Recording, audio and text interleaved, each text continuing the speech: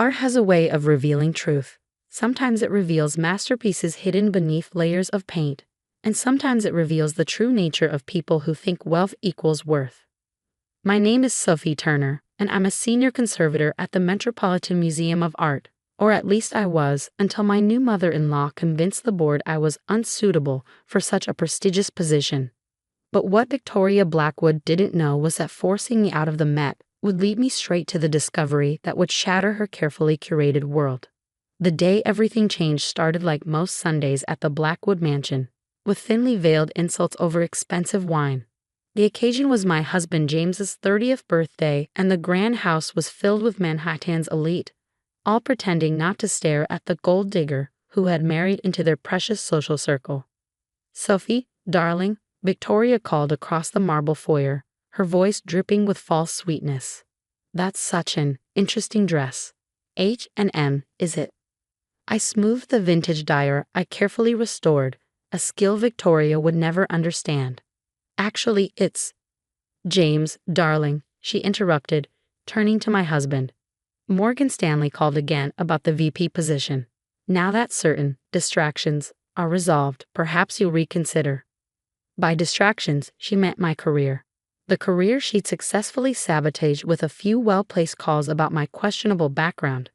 After all, what could the daughter of an art professor possibly know about fine art? James shifted uncomfortably, adjusting his Rolex, a gift from his mother, of course. "Mother, we've discussed this. I'm happy at the gallery."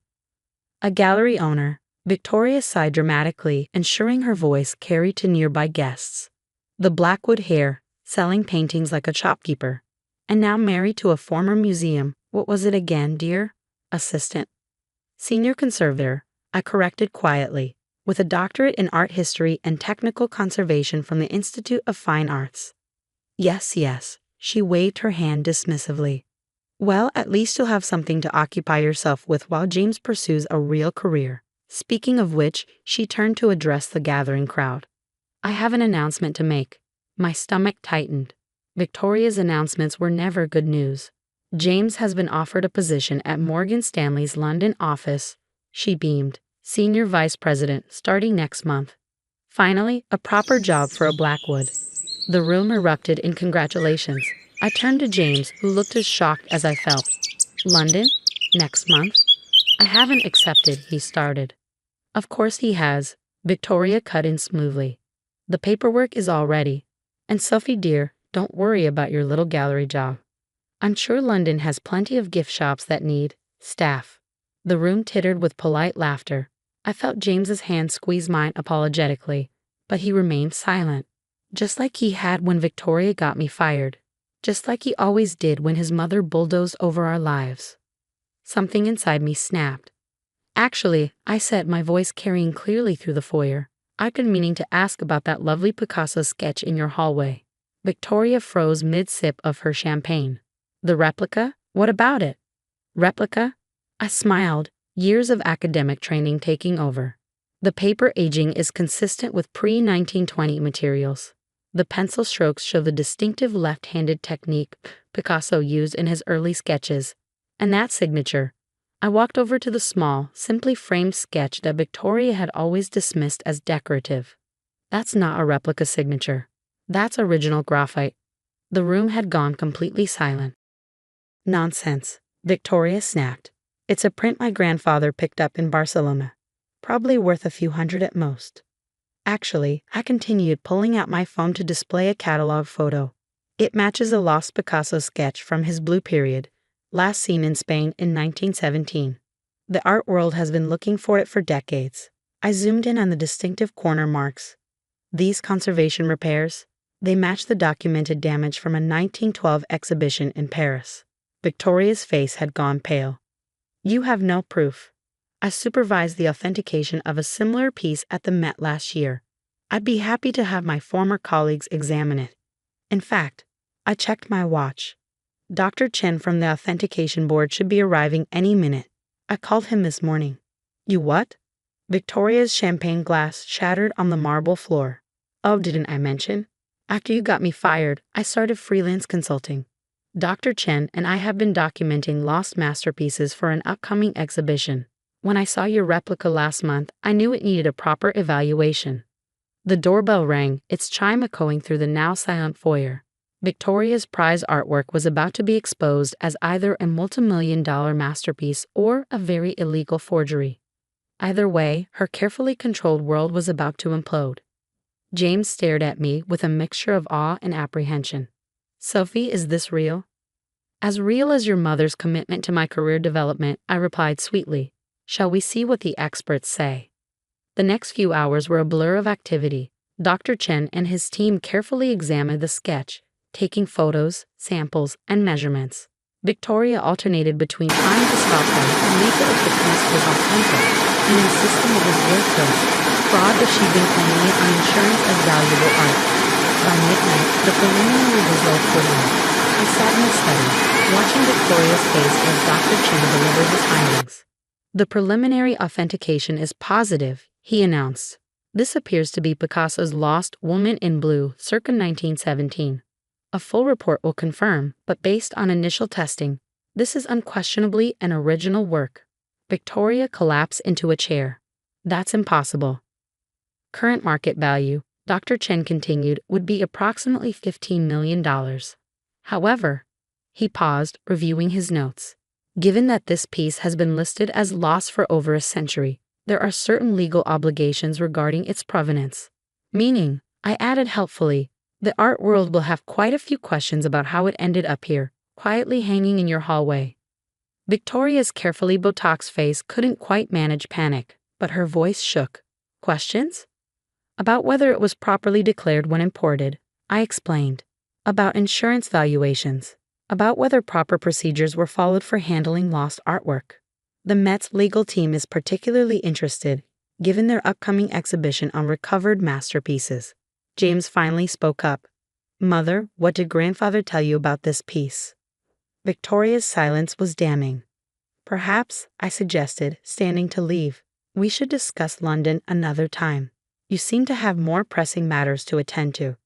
As we drove home that night, James was unusually quiet. Finally, he asked, How long have you known? About the Picasso? I suspected the first time I saw it. The composition was too perfect for a replica. But I needed time to research, to contact the right experts. No, he interrupted. How long have you known you were going to do this? I thought about the careful notes I've been taking since Victoria first started her campaign against me. About the experts I'd quietly consulted, the documentation I'd gathered. Since the day your mother got me fired, I admitted, I just needed the right moment. He was quiet for another mile. Then, the London job. Doesn't exist. I finished. I checked. Morgan Stanley's London office isn't hiring at that level. Your mother was bluffing, trying to separate us. The city lights played across his face as he processed this. You know this means war with her. I smiled, thinking of the authentication papers that would soon rock the art world. No, James. This means she's finally going to learn what it's like to be treated as an imposter in her own world. The next morning would bring changes that would reshape not just the Blackwood family, but the entire art world's understanding of lost masterpieces. And Victoria was about to learn that sometimes the most dangerous person in the room isn't the one with the most money. It's the one with the most knowledge. The morning after the authentication, I woke up to find the art world in chaos. Lost Picasso discovered in Manhattan socialite's home screamed the New York Times headline. My phone had 47 missed calls from various museums, galleries, and news outlets. Your mother's on line 1, my former assistant at the Met texted. She's trying to reach the board about correcting a misunderstanding about your departure. Too late for that. The Met's board had received a detailed dossier last night about Victoria's interference in my career, along with evidence of her questionable art acquisition practices.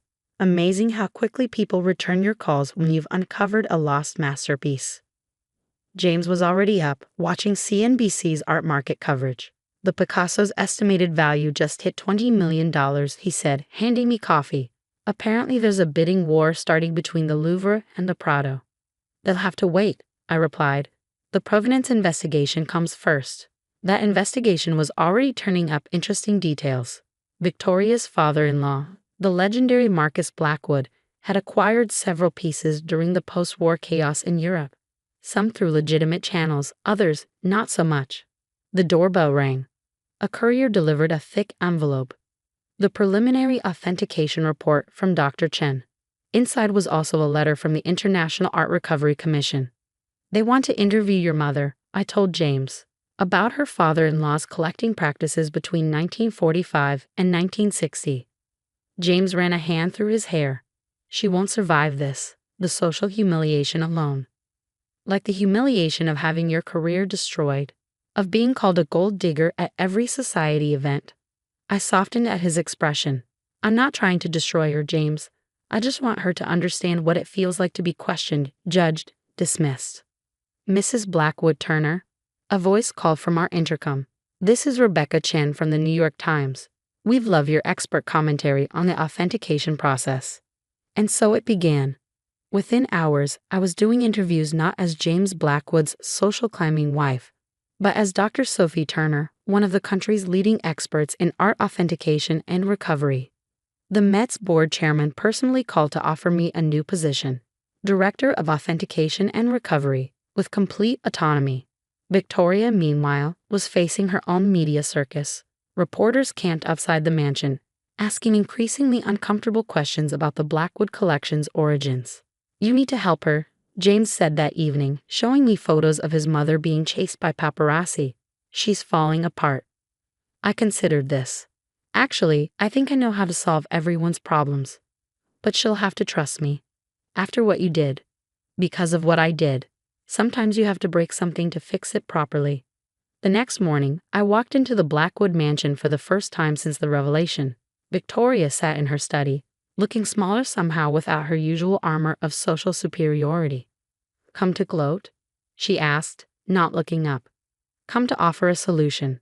I sat across from her. One that saves your reputation, preserves the Blackwood legacy, and actually does some good in the art world. That got her attention. The Picasso isn't the only questionable piece in the Blackwood collection. I continued. Your father-in-law's collecting practices are about to become very public. But I pulled out a proposal. What if the Blackwood family became heroes instead of villains? She took the papers cautiously. What do you mean?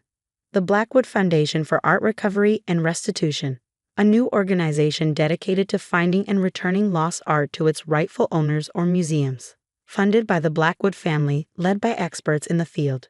You mean you? Among others. Instead of being accused of hiding stolen art, your family becomes instrumental in recovering it. The Picasso becomes the first piece in a celebrated restitution program. And my reputation goes from socialite with questionable art to philanthropist leading the charge for artistic justice. The press will love it. Wealthy family dedicates fortune to returning lost masterpieces. Much better headlines than what you're getting now. Victoria studied the proposal for a long time. Why help me, after everything I did? Because unlike you, I actually care about the art. These pieces deserve to be properly documented, preserved, shared. And I smiled slightly, because watching you have to publicly praise my expertise while funding my career will be much more satisfying than watching you fall. 6 months later, I stood on stage at the Blackwood Foundation's opening gala. The Picasso, now properly documented and restored, was the centerpiece of our first exhibition. Lost and Found, The Journey of Displaced Art. Victoria had played her part perfectly. She gave interviews about her awakening to the importance of art restitution, always crediting her brilliant daughter-in-law for opening her eyes. The society pages ate it up. James had found his own path too. He still ran the gallery, but now with a focus on emerging artists from marginalized communities. No more pressure to join Morgan Stanley. Ready for your speech? He asked, straightening my dress. Dire again. But this time one Victoria had insisted on buying me. Born ready. I looked out at the crowd of art world elites, many of whom had once dismissed me as a social climber. Now they were here to celebrate my expertise. Victoria approached, air-kissing my cheeks. Darling, the Guggenheim curator wants to discuss that possible Modigliani in their collection. I told him you're the only one qualified to authenticate it. Happy to help, Mother, I replied sweetly. We both knew this dance now. She played the supportive mother-in-law. I played the gracious daughter. The fact that it drove her crazy to need my approval only made it better. The foundation's work was real though. In our first 6 months, we'd identified 12 lost masterpieces and helped return them to their rightful places. Turned out Victoria's father-in-law had kept meticulous records of his acquisitions, including the original owners. He'd always intended them to be returned someday. As I took the podium to announce our latest discovery, a lost Van Gogh sketch found in a Buenos Aires vault, I caught Victoria watching me. The hostility was still there, buried under social grace, but now tempered with something like respect. She'd learned what I'd known all along. True value isn't in what you own, but in what you know. And sometimes the best revenge isn't destruction. It's forcing your enemies to publicly acknowledge your worth. The Blackwood Foundation continues to grow. We've recovered millions in lost art and established new protocols for authentication and restitution. Victoria still chairs the board, though we all know who really runs things. James and I are expecting our first child, a girl. Victoria is already talking about her future as a proper Blackwood lady. I just smile and add another art history book to the nursery shelf. After all, knowledge is power. And in this family, power now speaks in brush strokes and authentication papers, not social connections and trust funds. Sometimes the best way to defeat those who underestimate you is to make them need your expertise. And sometimes, just sometimes, forcing someone to publicly praise what they once dismissed is the sweetest revenge of all. As for the Met board members who fired me, they now pay the Blackwood Foundation considerable consulting fees for my services. Victoria likes to negotiate the rates personally. Turns out she enjoys making other people pay for underestimating her family, even if that family includes the former gold digger who now authenticates their masterpieces. Art has a way of revealing truth. Sometimes it reveals lost masterpieces, sometimes it reveals character, and sometimes it reveals that the person they called an imposter was the expert all along.